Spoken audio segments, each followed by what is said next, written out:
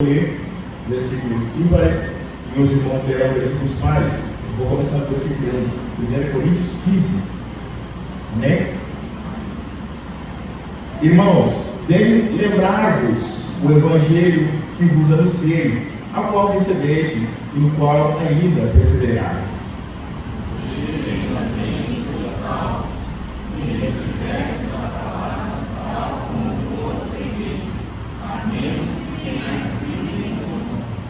Antes de tudo, vos entreguei o que também recebi, que Cristo morreu pelos nossos pecados, segundo as Escrituras.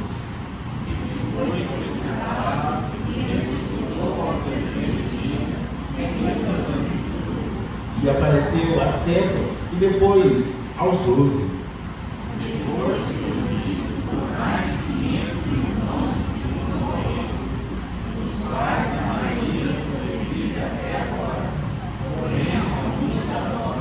Depois foi visto por Tiago, mais tarde por todos os apóstolos.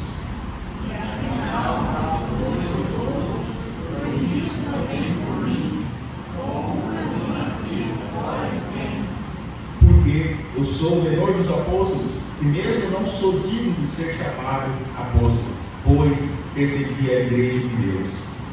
Mas, graças a Deus, sou o que sou, e a sua graça me ficou concedida, não sou louca, antes trabalhei muito mais do que todos eles. Todavia, lembro, mas a graça de Deus comigo. Portanto, seja eu ou seja eles, assim pregamos e assim prestes.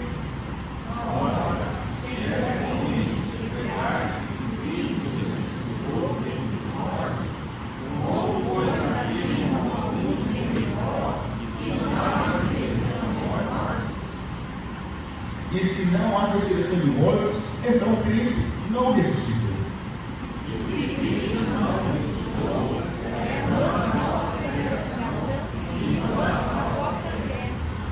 E somos ditos por falsos testemunhos de Deus, porque temos asseverado contra Deus que Ele ressuscitou a Cristo, ao qual Ele não ressuscitou, se é certo que os mortos não ressuscitam.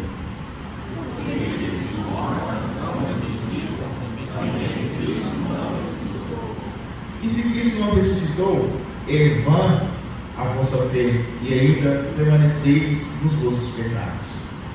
E ainda mais, os que dormiram em Cristo, Se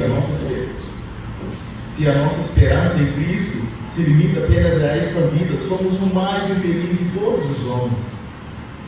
mas de fato, Cristo ressuscitou dentre os mortos, sendo Ele a justiça dos que dormem.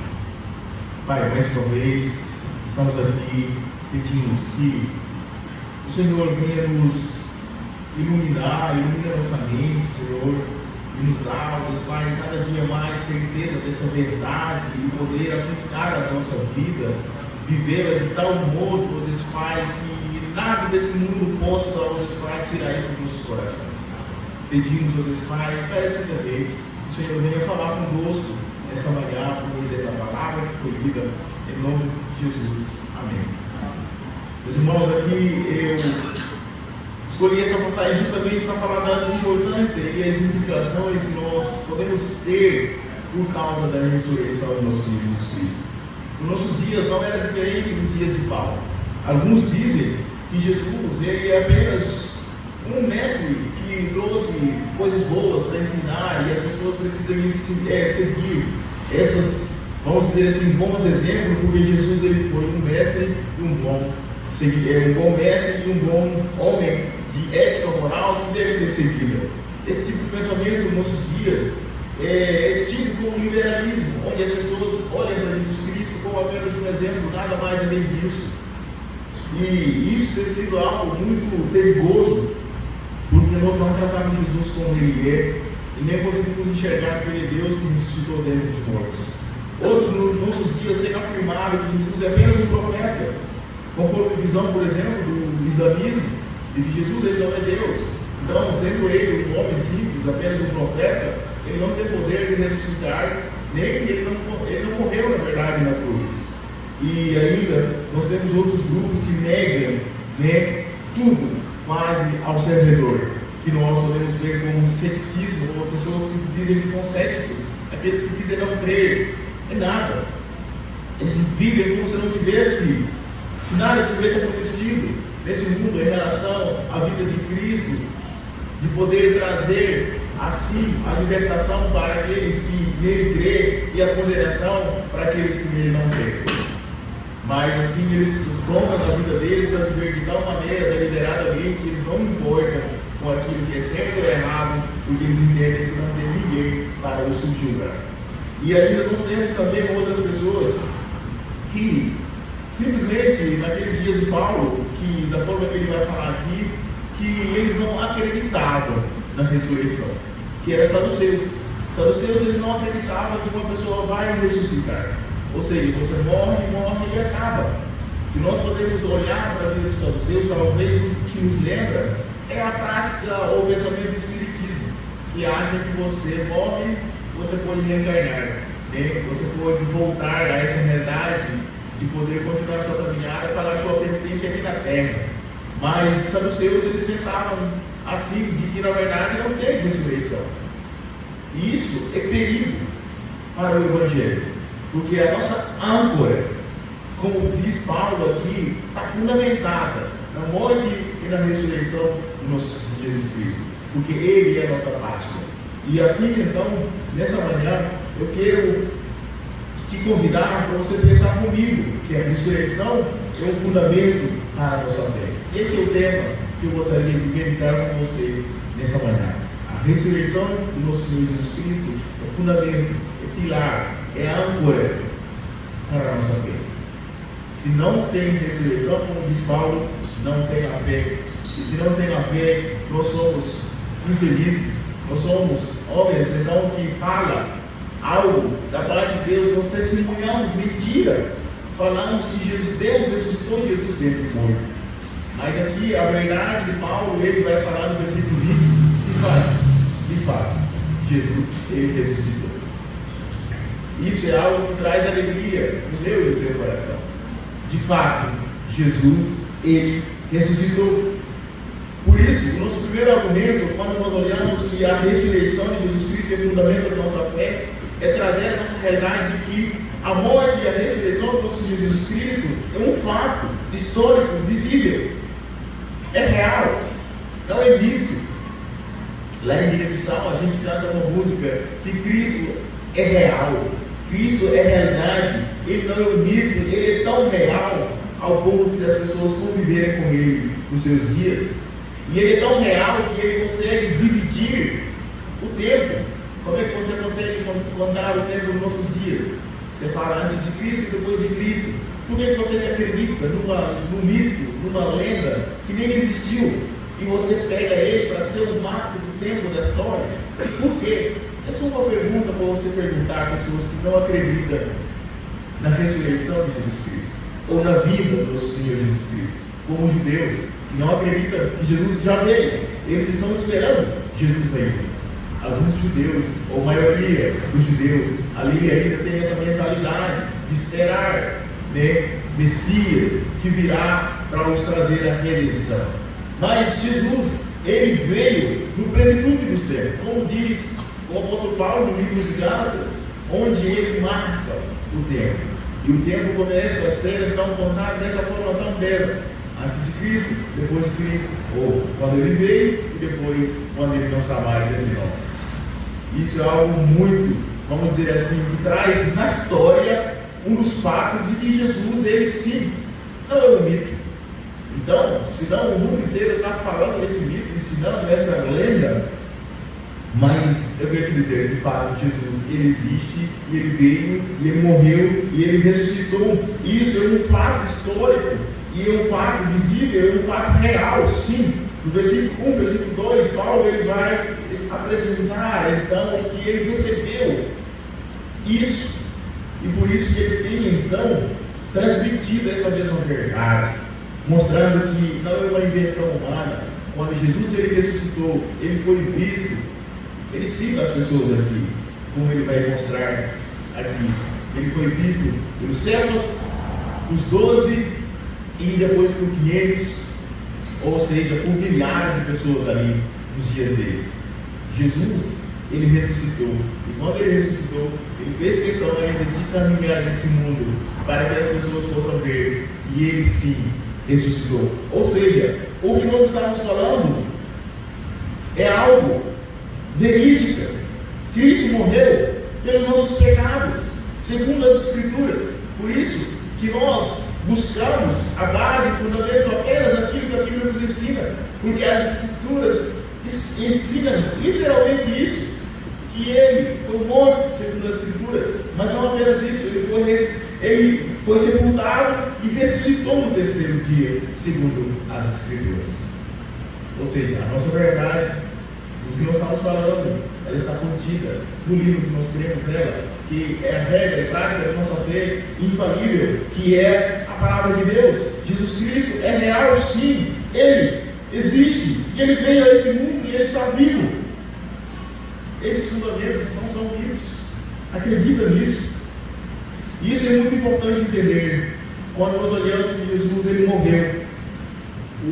Os gregos ali, no pensamento grego, o verbo que foi usado aqui para explicar que Jesus ele morreu, ele mostra algo pontual, algo factual que aconteceu na história do tempo. É algo que aconteceu uma vez incompleto. A ideia aqui é que a morte aconteceu de uma vez por todas, mesmo sendo ali algo que nós não estivéssemos presentes nela, mas é algo que tem ainda poder para continuar ecoando no nosso dia, salvando as pessoas, porque é algo perpétuo, é algo definitivo, é algo que foi feito uma vez por todas, para que não haja mais repetições de sacrifício. Era necessário que ele morresse, então ele morreu. E assim, nós podemos ver a Escritura afirmando categoricamente que Jesus Cristo, ele morreu pelos nossos pecados. Ele não morreu porque ele era culpado. Ele não morreu porque ele queria simplesmente experimentar a morte. Ele morreu porque ele nos ama.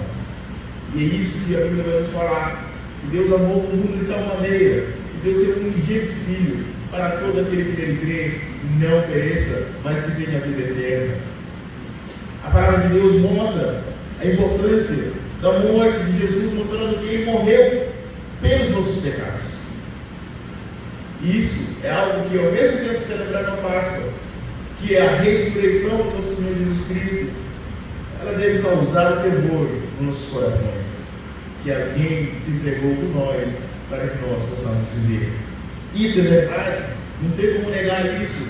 Negar isso é negar a sua fé. Negar isso é negar a pessoa de Jesus Cristo e tudo aquilo que ele fez na cruz. E ainda nós podemos ver que Jesus, ele não morreu porque ele era incapaz de conter a morte, mas ele se entregou. Ele mesmo entregou a vida dele. Livro de João 10, versículo 18, vai afirmar isso. Em João 10, versículo 18, diz a palavra do Senhor: ninguém a tira de mim, pelo contrário, eu espontaneamente a dou. Tenho autoridade para entregá-la e também para revê-la. E este mandato recebi do meu Pai. Ele explica que ele é o detentor da vida. O João vai explicar que Jesus, ele tem o poder para dar a vida, para tirar. E ninguém tira a vida que ele tem. Ele mesmo que se dispôs a entregar. E ele foi levado então para ser matado sem reclamar, para ser morto no nosso lugar, porque ele nos ama. Ele morreu pelos nossos pecados. Não apenas isso, é um fato histórico, porque Jesus ele morreu e ele foi sepultado como um homem comum. Ele foi sepultado. E aqui nós podemos perceber agora o verbo é usado na terceira pessoa singular, mas no aurismo passivo, porque ele sofreu a ação. Lá ele entregou a vida dele. O verbo é usado de forma diferente, onde é usado no tempo perfeito, ele mesmo se dispôs e se entregou. Agora aqui, como sendo morto, ele foi levado e foi sepultado. Ele sofreu uma ação, literalmente, para mostrar que ele morreu verdadeiramente. Jesus ele não fingiu ser um morto para depois entrar no túmulo e sair. Não, ele morreu. Isso é tão real que a Bíblia vai explicar isso. Ele morreu lá na cruz, com os dois ladrões lá do lado. E ali nós podemos ver no livro de Mateus 27, versículos 59 a 60, que José, tomando o corpo, envolveu num pano limpo, ou num pano de linho, e colocou no seu túmulo novo. José da Arimateia, ele pode então pegar Jesus, sendo morto, ali na cruz, desceu ele e ele sepultou Jesus como sepultavam qualquer homem naqueles dias. Jesus ficou sepultado.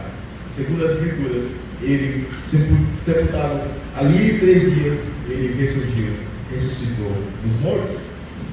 O fato que nos é contado na Bíblia a respeito da morte e a ressurreição de Jesus Cristo tem a lógica de qualquer história que você pode observar ali, de que aconteceu no espaço, ali no tempo, e as pessoas vivenciaram isso. Jesus foi sepultado e ele ressuscitou, segundo as Escrituras. É importante a gente entender isso e afirmar isso. Cristo ressuscitou, mas não apenas ali que ele ressuscitou. Ele ressuscitou, ele continua vivo. Esse é o outro sentido dessa palavra quando a gente fala que Jesus ressuscitou. Ele não ressuscitou como Lázaro e depois morreu. Não. Jesus, quando ele ressuscitou, ele continua vivo. Ele ressuscitou, mas ele continua vivo. Como ele vive, e assim ele demonstra que os fiéis que nos seguem, de que eles viverão também após passar pela morte, da mesma forma que ele está vivo. Por isso, a nossa esperança e o nosso fundamento está ancorado na ressurreição do nosso Senhor Jesus Cristo. E nós não podemos nos apegar apenas na ressurreição, devemos olhar para a morte também, porque a morte é a morte pelos nossos pecados, e a ressurreição é a ressurreição para a nossa justificação. Jesus, então, ele morreu e ele ressuscitou. Ele apareceu para as servas, para os 12, para 500 irmãos ali naqueles dias, mostrando que o túmulo está vazio. Isso é muito bom. Naqueles dias eu fico pensando, os discípulos, a alegria que eles tiveram de ver que o mestre que foi morto ressuscitou como ele havia dito a eles. Porque o próprio Jesus já anunciava a ressurreição dele. Ele falava que ele vai ressuscitar. Ele falava, e assim foi cumprido, para que nós possamos encontrar a vida. Se Jesus não ressuscitar, em vão é a nossa fé. Se Jesus não ressuscitar, em vão tudo que nós fizemos aqui, na verdade, nós estamos ainda testemunhando mentiras. Mas pelo contrário, meus irmãos, Jesus, ele ressuscitou.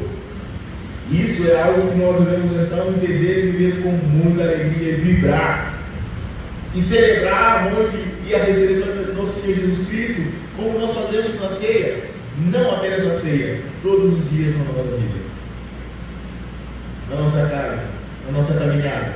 É o que nos move, porque a nossa alegria e a nossa força está ali ancorado naquele que venceu a morte. E a nossa vitória está garantida, porque ele venceu a morte, então a nossa vitória é certa. Dito isso, nosso segundo argumento, quando nós olhamos para a ressurreição como fundamento da nossa fé, então nós devemos afirmar também que a ressurreição é indispensável para uma pessoa ser declarada salva. Isso é algo que fica nos versículos 9 até versículo 11, Paulo reconhece, né? E que ele não era digno, ele mostra ali, ele levanta a questão de apostolado dele, mas ele foi concedido a graça da parte de Deus, por isso ele tem esse privilégio, né? Evidenciando assim a bondade de Deus já na vida dele, porque ele mesmo sendo nascido fora do tempo, porque ele não era alguém que caminhou com Jesus, pelo contrário, ele era quem perseguia as pessoas ali que seguiam Jesus, e ele perseguiu as pessoas ao ponto de decretar a morte de muitas pessoas, e ali ele é confrontado pelo poder do nosso Senhor Jesus Cristo, como vocês bem conhecem na história dele, e ele foi transformado.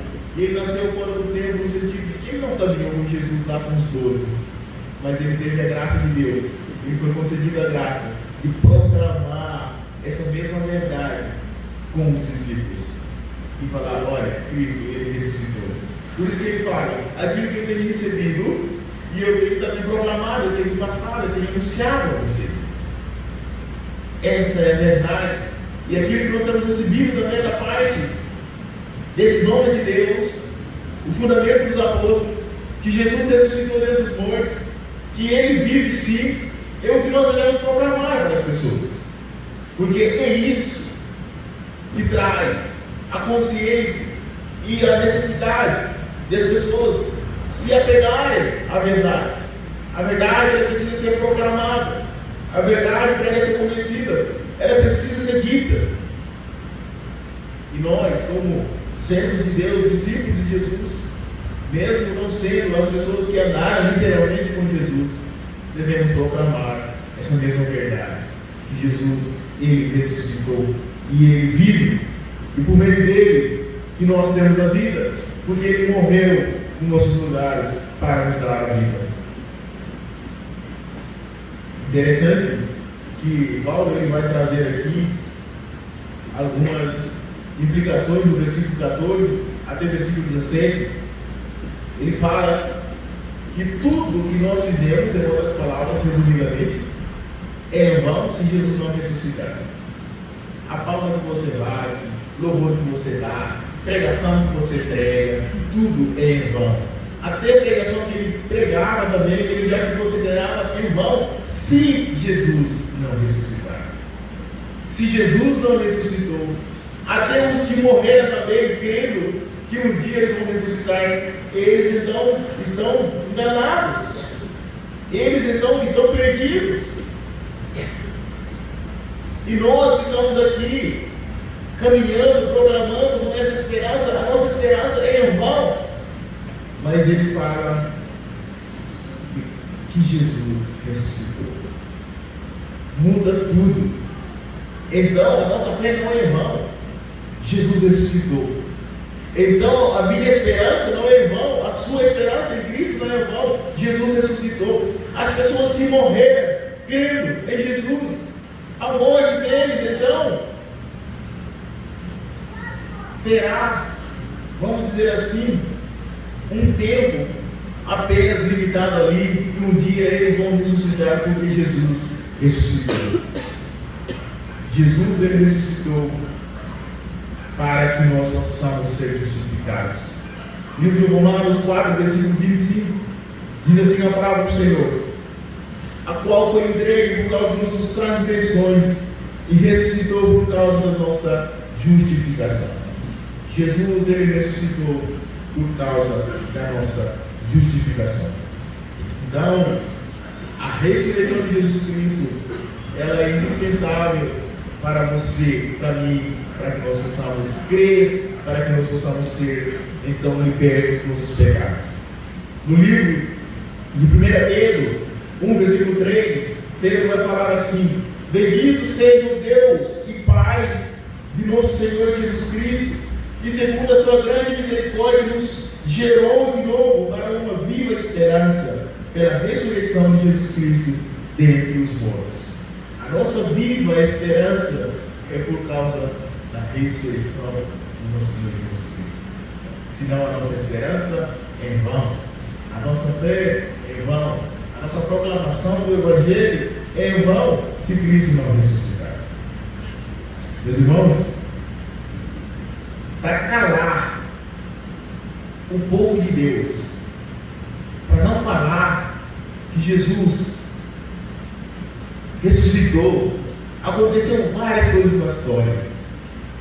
Desde quando ele se ressuscitou lá no livro de Mateus 12, versículo 13, nós percebemos que ali os anciões tiveram que pagar os guardas para não anunciar que Jesus ressuscitou. Lá no livro de Mateus 28, versículo 12, versículo 13, olha o que diz a palavra do Senhor: congregados eles com os anciões, consultando entre si, deram a grande soma de dinheiro soldados recomendando-lhes que dissessem: vieram de noite os discípulos dele e roubaram enquanto dormimos. Os anciões lá no dia de Jesus, quando Jesus ressuscitou, o túmulo estava vazio. Maria Madalena via isso, e outras pessoas viram Jesus ali no caminho de Emaús, começaram a anunciar que Jesus ressuscitou. Os guardas foram para falar para os anciões ali, sacerdotes, que Jesus ressuscitou. As pessoas tentaram pagar para calar esta boa novidade, porque eles não queriam que essa boa notícia seja proclamada. Não é de hoje. Subordinaram as pessoas. Só que não deu certo. Eles começaram a usar a força para calar a boca das pessoas, para não falar que Jesus ressuscitou. Opressão. Os 12 discípulos que nós conhecemos a história deles são mártires, porque foram mortos para não anunciar essa verdade, para não falar que Jesus ressuscitou, porque ainda há esperança, e as pessoas tentando calar a voz da esperança, as pessoas tentando calar, silenciar a verdade, mas nunca conseguiram, porque a verdade é que o próprio Jesus Cristo, Ele é tão poderoso que Ele venceu a morte. Quanto mais seres humanos que estão caminhando ali tentar calar a verdade que aconteceu na história e no tempo. Ninguém conseguiu. E hoje, nos nossos dias, eu quero te dizer, por causa dessa mesma proclamação dessa mesma verdade, você pode correr riscos sérios. As pessoas podem falar mal de você, as pessoas podem te humilhar, as pessoas podem te menosprezar, as suas famílias podem até te abandonar, e as pessoas podem até te subordinar para você calar, para parar de falar desse Jesus, porque é a verdade que incomoda, é a verdade que confronta o pecado, ao mesmo tempo gera esperança e causa agonia para quem não tem essa esperança. Eu quero te dizer que essa verdade permanece, porque Cristo, Ele ressuscitou. Ele está vivo, e essa verdade não pode ser ocultada. E a minha responsabilidade e a sua responsabilidade é proclamar essa mesma verdade. Cristo ressuscitou, e por causa da ressurreição dele, nós temos a vida. Mas para Ele ressuscitar, Ele teve que passar pela morte. E essa morte é a minha morte, é a sua morte. Essa é a nossa Páscoa. A nossa Páscoa não é entregar ovos para nossos filhos, nossos netos, sobrinhos, porque nós estamos ensinando errado e nós estamos proclamando falsa Páscoa. Aquela Páscoa de coelho não é verdade. A Páscoa tem a ver com o cordeiro. O cordeiro que foi levado para o matadouro. E esse cordeiro, o sangue dele nos redimiu. E esse cordeiro é Cristo. E ele deve ser proclamado. E ele deve ser entregue aos seus filhos, aos seus netos, aos seus tias, aos seus tios. E essa verdade deve ser dita para eles. A minha Páscoa é que Jesus ressuscitou e Ele pode te perdoar. E nele há esperança. Sem Ele não há esperança.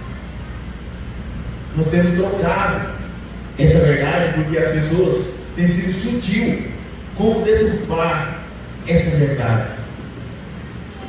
Como nós podemos colocar de lado a ressurreição de Jesus Cristo e colocar um mundo de Páscoa na frente? Isso é de forma sutil, mas deturpando, ofuscando a verdade que nós devemos proclamar. Devemos voltar para a essência da palavra de Deus, proclamar aquilo que o mundo muitas vezes tenta calar. E hoje, curiosamente, para você acompanhar, as pessoas tentam calar o marco do tempo que Jesus trouxe. Os acadêmicos, por exemplo, os estudiosos, eles tentam inserir. Antigamente, para você que estudou mesmo, e as pessoas que têm estudado, o tempo era explicado assim: antes de Cristo, depois de Cristo, nos livros e tudo mais, como eu falei aqui.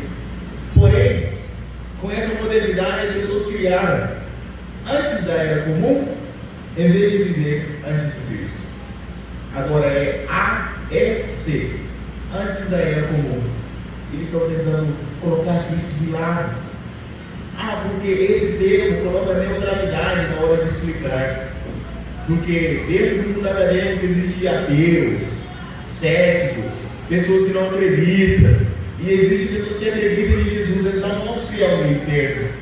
As pessoas tentam criar antes da era comum, em vez de falar antes de Cristo. E ainda, em vez de falar depois de Cristo, as pessoas estão falando agora era comum. Que a sigla mudou para EC. Era comum. Mas mesmo assim, eles acabam perdendo nesse mesmo termo, porque se a era não era comum, é porque um Deus se fez carne e ele caminhou nesse mundo, por isso que não era comum. Não era comum porque era literalmente algo extraordinário aconteceu. Não era comum porque aquele que foi prometido estava ali presente, caminhando naqueles dias. Por isso que não era comum. Era comum agora porque talvez nós estamos vivendo sem ele fisicamente, mas um dia ele virá para a gente viver em si fisicamente, literalmente. Não tem como fugir, na verdade, Cristo é real. E isso, meus irmãos, tem sido sutilmente nas escolas, nas nossas casas, a gente nem percebe as pessoas tentando deturpar e frustrar a verdade que nós pregamos, negando isso. Quando nós pensamos, então, que a ressurreição é o fundamento da nossa fé, devemos entender que a ressurreição é uma garantia viva da esperança futura, não apenas aqui. Cristo ressuscitou, isso nos dá esperança então de que nós somos libertos do pecado, amém, mas não se limita aqui. A nossa esperança em Deus é além desse mundo. A nossa esperança em Jesus Cristo é além dessa vida. Por isso que Paulo vai falar assim, a nossa esperança em Cristo se limita apenas a essa vida, então nós somos um pouco mais infelizes. Porque muita coisa que o povo faz, a gente não faz porque a gente é crente. Talvez para ir na balada que você gostaria de ir, humanamente falando, você não vai mais por amor a Cristo. Talvez para ficar pecando, fazendo pecado deliberadamente, por causa de Cristo você não faz. Para mentir, ficar mentir. Por causa de Cristo você busca se conter de Cristo, te ajuda a caminhar nessa caminhada. Uma hora ou outra você pega, óbvio, mas você não vive nisso deliberadamente. Quantas coisas que você tem limitado na sua vida por amor a Cristo? É por causa disso que Paulo fala. Então, se a nossa esperança se limita apenas nessa vida, e nós não fazemos tudo que o povo faz, então somos infelizes. Porque lá no mundo grego romano, vocês podem perceber, a história vai mostrar que lá era um lugar que tinha diversidade ali. Se é para pecar, se é para comer e beber, para desfrutar de qualquer tipo de coisa de errado, lá naqueles dias. E não é diferente também dos nossos dias. Os homens continuam mesmo, com o coração endurecido, fazendo coisas erradas, mas que é prazeroso para o corpo. E Paulo fala, se nós então limitarmos a nossa esperança apenas nesse mundo, então somos mais infelizes. Mas na verdade, a nossa esperança ela transcende essa realidade. A nossa esperança ela vai além dessa expectativa humanamente que nós temos. Por quê? Porque de fato Cristo ressuscitou e ele subiu aos céus. Ele disse que ele está preparando um lugar para nós. Então nós temos a esperança de que da mesma forma que ele ressuscitou, nós vamos ressuscitar. E quando todo mundo vai comparecer perante o juízo dele, uns serão julgados para vida eterna, outros para a morte eterna. Então nós nos colocamos dentro dessa esperança de que nós herdaremos a vida eterna por causa da obra de Cristo. Porque ele ressuscitou. Porque ele ressuscitou e ele morreu em nossos lugares, perdoando nossos pecados, nos justificando. Então ele nos garante que nós teremos a vida eterna.